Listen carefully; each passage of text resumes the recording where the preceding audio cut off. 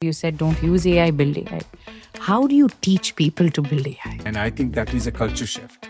One thing I learned very hard way probably is that culture beats everything. To me, the biggest thing is the mindset of curiosity. I think that drives the urge or the inspiration for being innovative. Being right is the enemy of staying right. Because you've made those decisions in the past, it's worked for you. It may not work in today's context.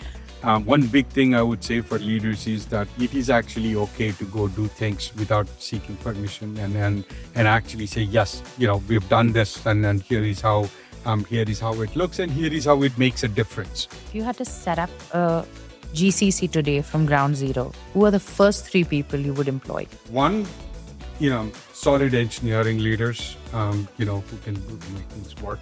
Number 2 is supreme technologists who can build systems globally. And number 3, a great person who can drive culture. Number 4, Zinnov. Right. We need the ecosystem too. Yeah. Right? Welcome to this episode of Zinnov's GCC Unfiltered. Whether you're leading a GCC, building one, or are just plain curious, we bring you the real insights that matter. This isn't just about buzzwords or trends, but it's about the trade-offs, the pivotal moments, and the strategies that drive long-lasting value. We dive into the challenges of the leader, the change in their mindsets, and the tough decisions that they've had to make to drive the future of their organizations. I'm Nitika Goel, CMO and Managing Partner at Zinnov, and I'm joined by an old friend, Deepak Visweswaraiah, who's the SVP and a Managing Director at Pega India. I've had the privilege of working with Deepak in the past, and I now call him a friend and a mentor, and I continue to learn from him today. Deepak has been instrumental in leading Pega's transformation in India, taking its center from a support function to a key driver of AI innovation and, of course, digital transformation. A deep believer in setting the culture right, thinking from an innovation-first lens, Deepak is all about getting into the trenches and doing it from the grounds up. His journey has been one of scaling operations, pushing the boundaries of technology, and building high-performing teams. Today, we'll explore what he did in the past and what he continues to do to make every organization that he's been a part of successful in their GCC journey. So thank you so much, Deepak, for being here today. Really excited to have you on the show. Thank you, Nitika. Always a pleasure to spend some time with you. And this is really a good opportunity to be here. So thank you. Thank you. Thank you, Deepak. I wanted a quick, a 30-second thing of what Pega does, because that's what we're going to feed into here. Well, Pega is an AI-driven, an AI-powered platform that drives, enterprise transformation, if you will. Pega allows our customers to actually, excel in 3 different areas, right? Whether it is customer engagement, customer service in terms of any contact center type of scenarios, or intelligent automation, any business process that can be automated. So, at a very high level, that's really what, Pega does for that matter. Absolutely. Deepak, the reason we call it GCC Unfiltered is I think there are a lot of conversations, there's a lot of hype around GCCs as we know it today, but I'd love to hear from you. What do you think is hype and what do you think is reality? What has actually happened in terms of the growth of GCCs in India, especially over the last 5 to 7 years probably, has enormously, grown. And then that growth and even the rate of growth, if you see, has caused a sensation in the country that GCC is now actually becoming a segment that people actually starting to focus on. I think it's India's, uniquely placed to be able to host all of this because of the talent we have, because of the space we have, because of the technology adoption and then the language capabilities, all of that coming together. I think that's what is making it so special, right? The hype is always there in terms of, from a market perspective and from a media perspective or what have you. But I think the value is what is more important as global companies start to put their own centers here, which traditionally goes away from typical services mindset to building products. Yeah. I think it makes a huge difference. That's what separates the hype. So I think you brought in a very interesting dimension of value, right? Like I said, I've had the pleasure of working with Deepak for multiple years. You've worked with EMC, you've worked with NetApp, and today with Pega. How have the value levers changed in this case? I think the value levers have changed from multiple perspectives, right? I think it has changed from both inside as well as outside. Right? From inside, I think we have actually have had people who have grown with this evolution. So there's a lot more leadership capability today in India to be able to lead such centers, such products, what have you, across the board. And that is one thing that gives the capability for companies to set up a GCC with the right leadership capabilities. I think what is also changed is the outside in look as far as the global, leaders who want to set up, they understand the value of what a India center can actually bring to the market or bring to them. It is not about cost anymore. I think people have learned that over the last 20 years. There is a lot about the value in terms of how can you be critical to the business. I'm going to ask you a hard question here, right? Do you Sure. think Indian leaders are actually ready to be a part of that critical workflow? Do we really understand the top 3 CEO priorities? I would probably say yes or no, right? I think yes, in the sense that there are certainly in pockets. It is not uniform. I'll certainly say it is not uniform and across the board.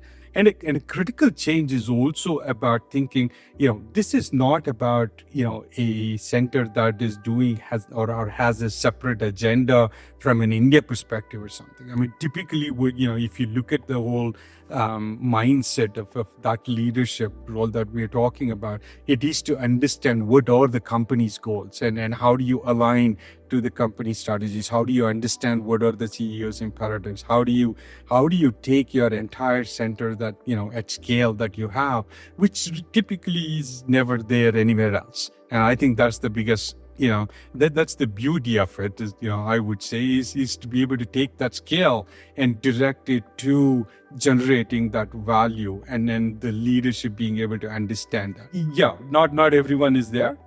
Is there room to do more? Most definitely there is. And I think we're in a transitional phase. We are halfway there probably. And I think, we'll look to continue, that to see more of that. What do you think the ecosystem needs, Deepak, to be able to get the ones that are not there yet to sort of move up that chain? Yeah, I think this is where companies like Zinnov play a huge role and have played a role over the last couple of decades. I remember myself actually working with this ecosystem now for 15, 20 years along with you guys. And, it's been a phenomenal journey. I don't think there is any other country that offers an ecosystem like we have, to be able to learn from each other, to be able to really, in terms of don't have to make the same mistakes that people have already made. And you can actually leapfrog in terms of how you actually set up an R&D center now, or how you set up a GCC now, and what kind of things would you focus on, and how do you go about doing that? And I think the infrastructure, all the other parts that coming to, I think the talent that is available in the country is actually consistently improved, and and then our ability to be able to, let's say, jump on the AI bandwagon, in terms of everything that's going on in the world, has been phenomenal, and I think those things give us that edge. Do you think as an ecosystem, because we've become a little bit of our own echo chamber, there's so much hype around it, that there's a little bit of hubris that's set in? There is always that concern, especially when it starts going at that rate of growth, right? So there is also an element of whether the global leadership in an organization will allow that to set in, versus actually, So like, for example, at Pega, we have our CEO coming in every year. We have our chief product officer coming in every year. Most of the executives actually come in and spend time. And so they understand in terms of how it works, right? So that helps to prevent something like that. Are we also sometimes getting very caught up in labels? Because like, are you a GCC, not a GCC? Are you a center of excellence? Are you not a COE? Does that have like a plus or a minus as we go through the process? Personally, I don't give much of an importance to the label in terms of what we call it. Yes, we have actually gone from calling ourselves a COE to a GCC to whatever else, We've gone through a lot of GIC, everything. Exactly. Yes, yeah. So, to that end, I don't think labels should matter.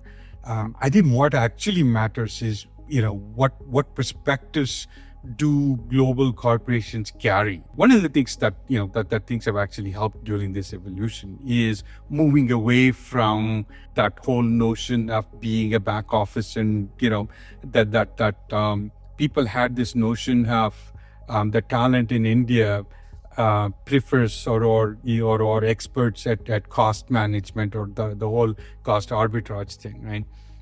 I think it is very clear now that Indians really value all the impact that they actually create from a global perspective. I think that's what actually inspires them to do better.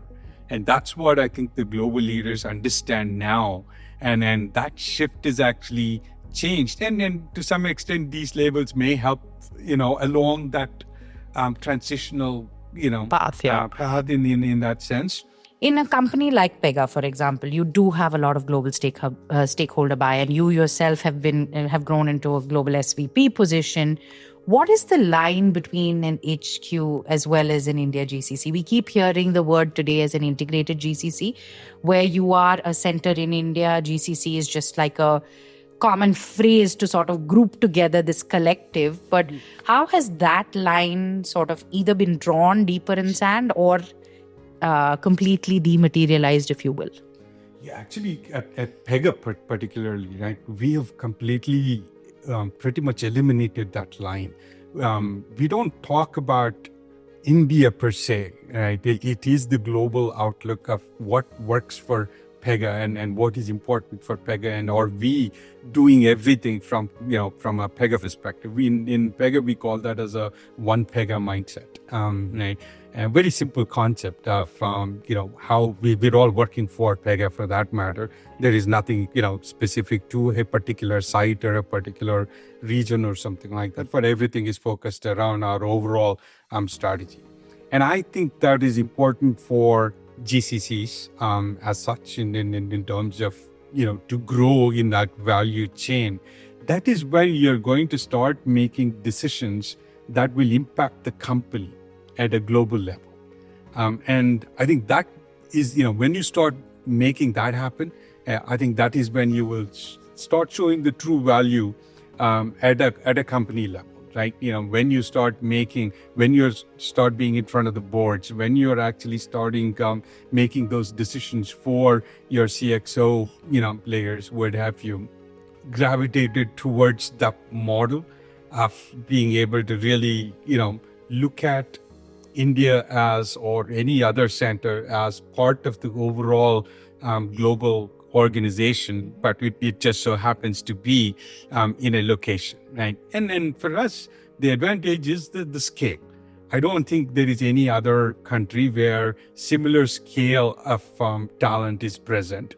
So for us, it gives a little bit more of an edge where you can actually have a microcosm of a company. And so you can actually interact and get things done very quickly. So Deepak, you've been in a position where obviously today you have a leadership that is mature enough globally that understands the value of the India Center. But you've been in a position where you've gone through the journey, right? So if you had to give anybody some advice, or companies that are currently traversing through the journey you've already been on, how should they build the business case? And one feedback we keep hearing is that while the ideas may be really good, does it truly impact either the top line or the bottom line significantly, right? There's so much noise. So how do they prioritize that? Is there anything that you have as specific inputs based on your own learning and life lessons? Yeah, I mean, a couple of the things. One thing I learned very hard way probably is that culture beats everything. And I think the first thing is about being able to build the culture right. You may actually have a 2,000 people, 5,000 people, 10,000 people center here, but can you actually have the right culture to be able to drive that kind of innovation or that kind of ideation, what have you, to be able to make an impact, right? One big thing I would say for leaders is that it is actually okay to go do things without seeking permission and actually say, yes, we've done this and here is how it looks and here is how it makes a difference.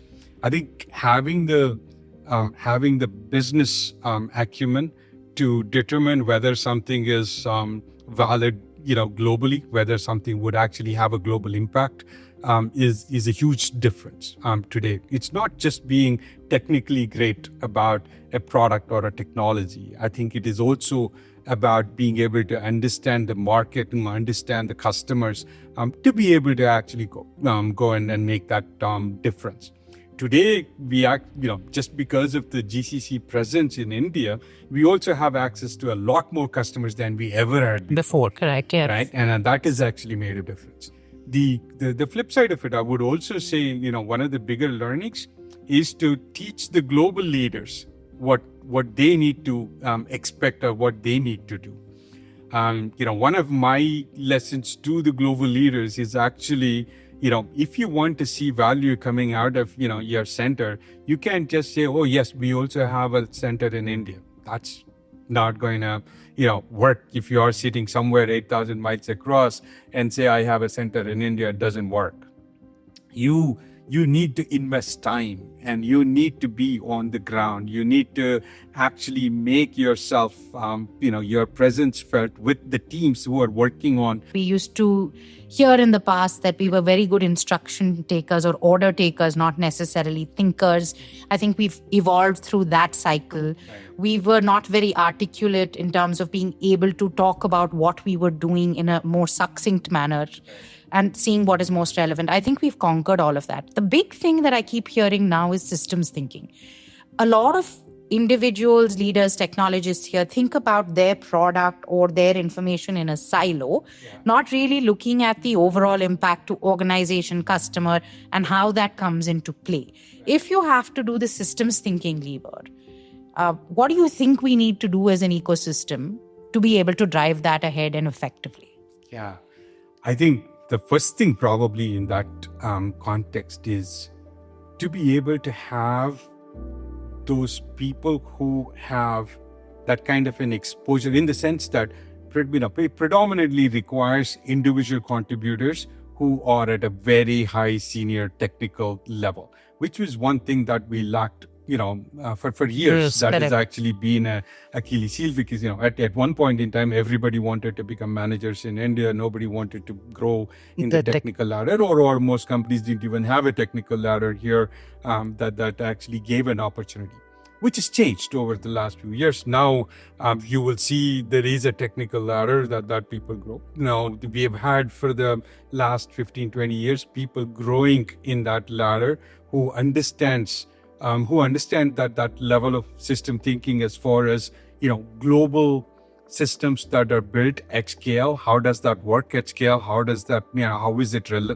resilient? How is it secure? How do you build such systems, right?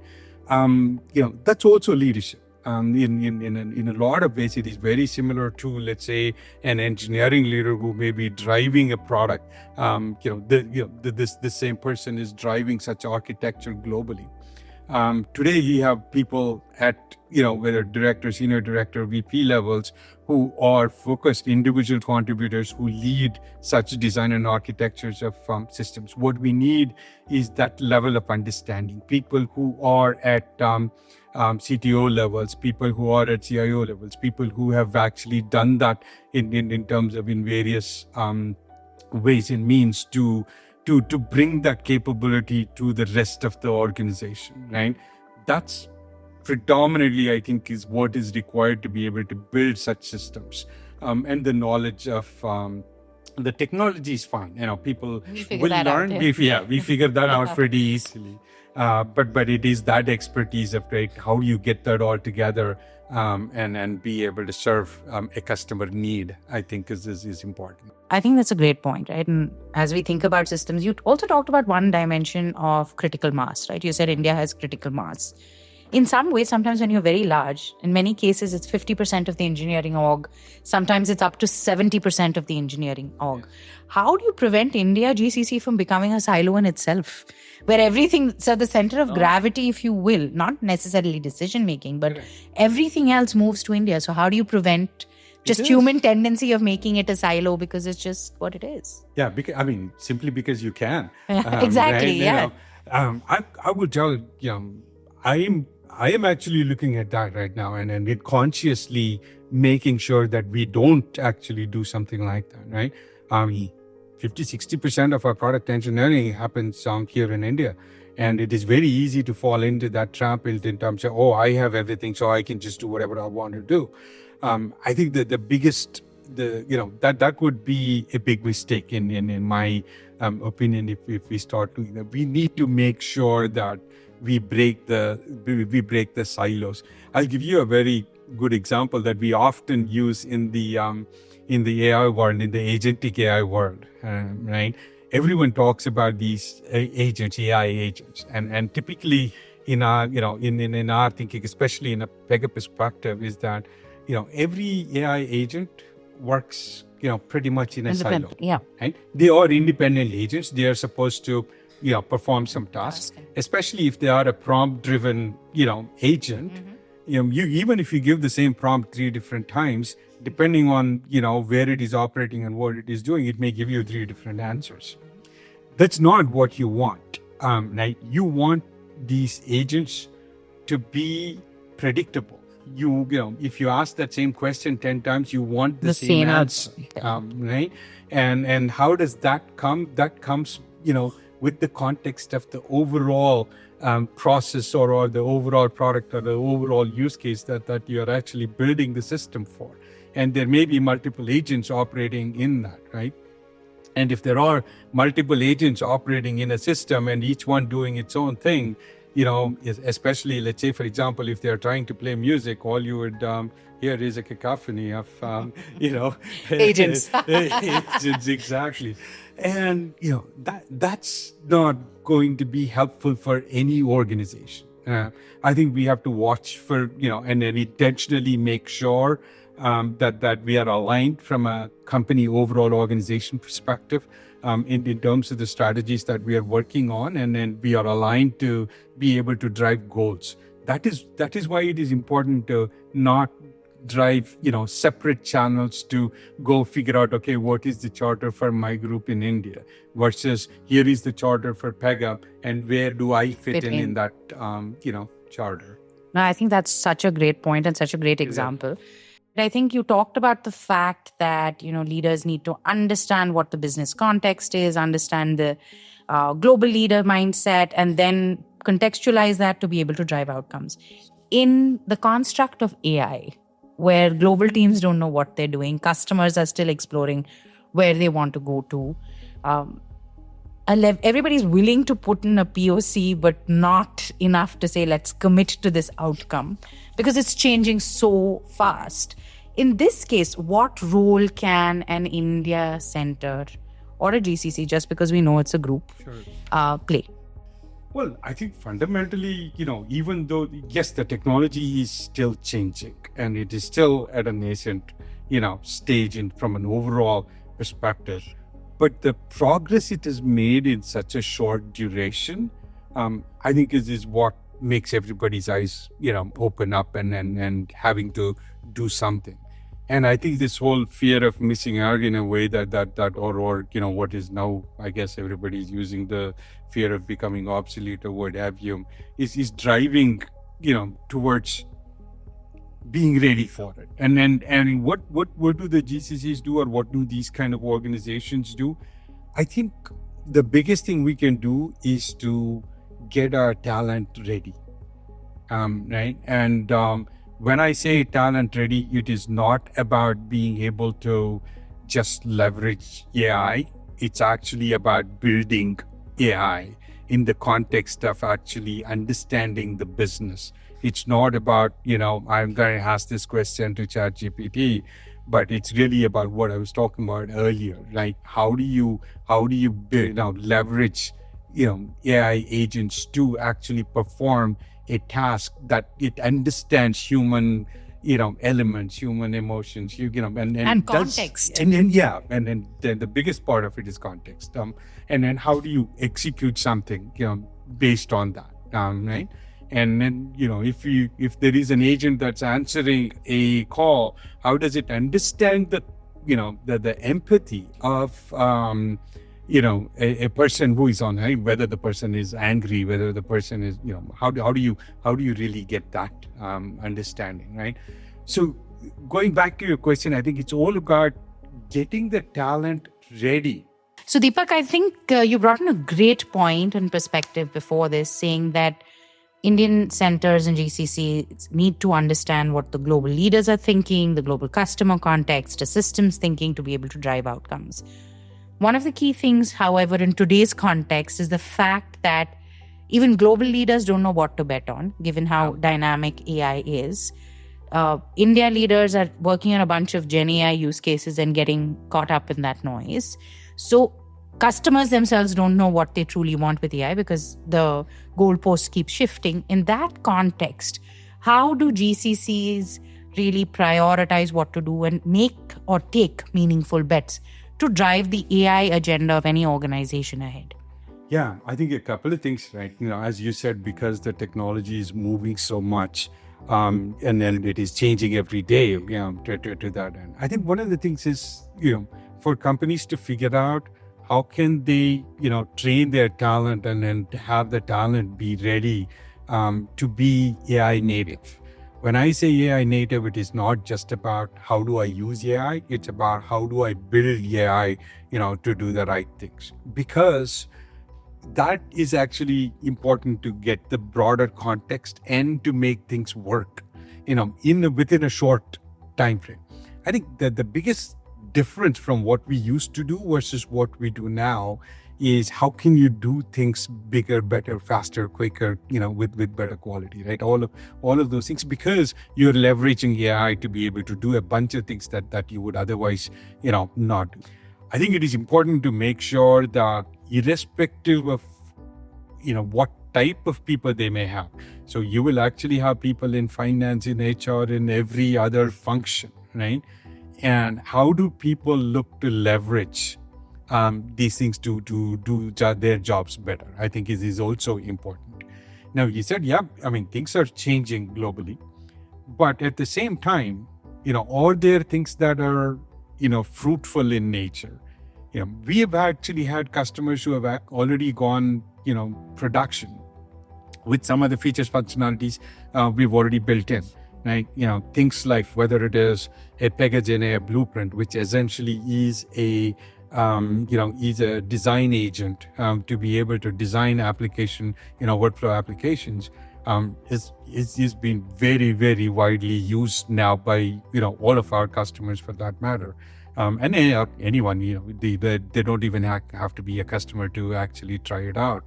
What have you? Similarly, whether it is something called as we have a knowledge agent called a knowledge buddy, which is, in production in multiple places, for that matter. So a lot of those things are already starting to be in production. While things are changing, yes.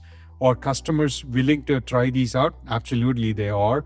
Are they, realizing, some of the benefits of leveraging, being in the leading edge of implementing some of these things? Absolutely, right? That's what gives the encouragement to actually go and become AI native, so that you can do things much better. So Deepak, you brought in a really interesting perspective. You said, don't use AI, build AI.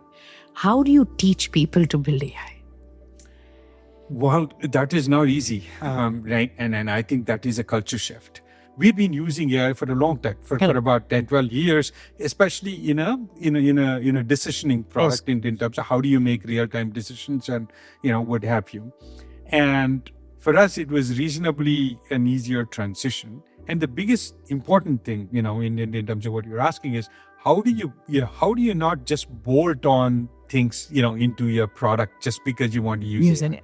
How do you build it into the product in the right way so that it is ubiquitously available for all of the users of the product, especially in a platform concept? If you're building a platform, you build that into the platform so that anything or any application or anything that uses your platform actually has access to what you do. So when you start your employees, when you start your talent to start thinking of how do you build that in, you have no other way other than being AI native to actually do that. Secondly, I think you have to go on a leadership drive across the company to really set goals of how do you get that to your employees. We've had a worldwide goal, the overall at a company level, to drive that, not only just about driving efficiency, but driving that mindset of, everyone has an opportunity to use.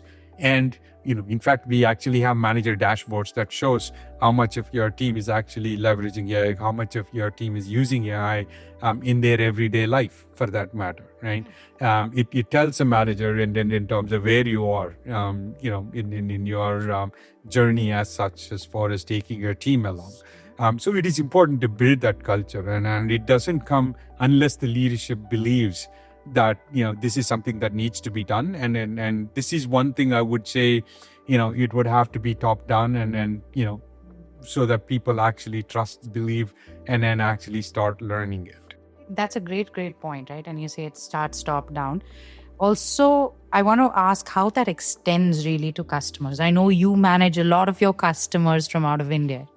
I think that's a unique flip that we see. I think the earlier days we always used to hear we cannot have product managers in India because the customers are located elsewhere. You manage a large chunk of the Pega customers from India. Right. How do you build that same culture of learnability, understanding, usability of AI and extend that to your customers as well? That's a very interesting question for me. For us, the flip happened about a couple of years ago. For us, one of the advantages is that we work with the world's largest enterprises. And there are a few 200, 250 very large enterprises that we work with. And guess what? Most of them actually have their own R&D centers here. They have their, Pega practices here, and they build applications. It was an eye-opener for us. And we started developing those relationships. Not only did we find that they actually built Pega applications here, but we actually started seeing their leadership roles have also completely developed out of here. Yeah, wow. And now there are people who are either influencers or decision makers who are actually sitting here for our technology stack, in those customer organizations. So, which is a phenomenal thing to have. Correct. Then we started really engaging, with these customers to be able to talk to them about, okay, what new stuff are we working on? What are some of the new things? Why should they actually be using some of these new things? And what are the, possibilities of, how they could, I don't know how we would solve some of their challenges as well. And that actually opened up in terms of bi-directional exchange, that we would actually have. Now, there isn't a week that goes by that we have one of these customers in our office, and then having those conversations, for that matter, right? And for our talent, our senior engineering leaders, the technology leaders, the architects, to be able to have this opportunity to directly, listen from customers, to be able to actually share what they have actually done, with these people and what have you. It was phenomenal. Unbelievable. So we're going to get into a rapid fire section. If you know what that means, I'm going to ask you a set of questions. Hopefully some of them will make you uncomfortable or make you think. But quick answers, anything that you think just comes to the top of your head, right? So what is the one hard truth you've encountered about GCCs that no one talks about? Well, everything is rosy and everything is great. Most people are afraid to talk about, what's not so good. But I think that's the best part to establish global relationships. If the GCC model didn't exist tomorrow, what would break at Pega? Oh, everything. I think the biggest thing is the talent that we have, the engineering talent we have. We do 50-60% of our product engineering out of India. So it would be a big thing for us. So good luck to your customers then, right? If India didn't exist. You've seen the good, the bad, the ugly of GCCs. What advice would you give your 10-year younger self for this? Running behind headcount is not what I would advise anybody. It's running behind the value and the business impact you can create is what is going to set us apart and make a difference in terms of what we would set up. That's what I would focus on. If you had to set up a GCC today from ground zero, who are the first 3 people you would employ? You don't have to give me names, but the types of roles that they would play. One, solid engineering leaders, who can make things work. Number 2 is the supreme technologists who can build systems globally. And number 3, a great person who can drive culture. And those are probably 3 that I would look for. Number 4, Zinnov. Right. We need the ecosystem too. Yeah. Right? So we'll plug the ecosystem. No, I was just kidding. But if you had to do culture building, like on ground zero, on the assumption that you don't have a great culture to start with, what would be the top few things that you would take on a war footing? To me, the biggest thing is the mindset of curiosity. I think that drives the urge or the inspiration for being innovative. Number 2, I would say defining who you are and then building that culture is as important as anything else you do. I often say, culture probably eats strategy for breakfast and lunch and dinner. Else. Yes. Yeah, and so it is that important in that sense. How do you build those ambassadors to start with? I would even, like you remember the 3 people that I would hire, I would probably hire the culturist first. They are the ones who are going to have to champion your culture and then build on the rest. Got it.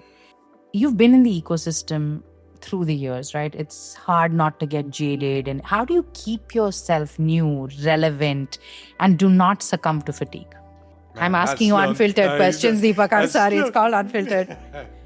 As long as I'm enjoying what I'm doing, I think that's the primary thing in my, even when I talk to people who are working on our technology or working on the products and doing everything, it is so interesting. What more can you ask for? So I was recently reading something which is very interesting. Sometimes being right is the enemy of staying right. Because you've made those decisions in the past, it's worked for you. It may not work in today's context. So as a leader who's experienced so much, and today you're dealing with a completely AI native team, a set of mindsets completely fresh. Yeah. So how do you stay relevant in that context? That's a great. It's very easy to kind of preach, to continuous learning and then skill yourself and do all that. That is important to everyone. Not necessarily that I have to actually go and sit and code something at this point in time in my career or what have you, but it is very important to know the right things in terms of what were the right questions to ask. What is this technology doing to us, and how do I figure out a strategy? I may not even have all the answers, but do I have the right questions to ask? Finally, what does unfiltered success look for you at a Pega level and at a personal level in the next 3 years? Well, at a Pega level, I think the unfiltered success is the fact that, we are where we are in the evolution and, our vision of being a critical business driver while being a great place to work. That's kind of the vision. Personally, I don't know, just find some time to play golf, I think will be nice. I think all your friends will be very happy about that. Great. Thank you once again, Deepak, for being on this episode of Zinnov's GCC Unfiltered. I loved having this conversation with you. It really does feel like speaking to a mentor and friend. Every conversation is a learning conversation. And thank you once again. Thank you so much. As I've always said, it's an incredible pleasure to be here, especially with you. Thank you very much. Thank you, Deepak. Thank you for tuning in to Zinnov Podcast. You've been listening to our new series, GCCs Unfiltered. Stay tuned for more such interesting episodes. You can listen to our podcast on Apple Podcasts, Spotify, YouTube, or wherever you get your podcasts from. To know more about Zinnov, visit our website, www.zinnov.com, or drop us a note at info@zinnov.com.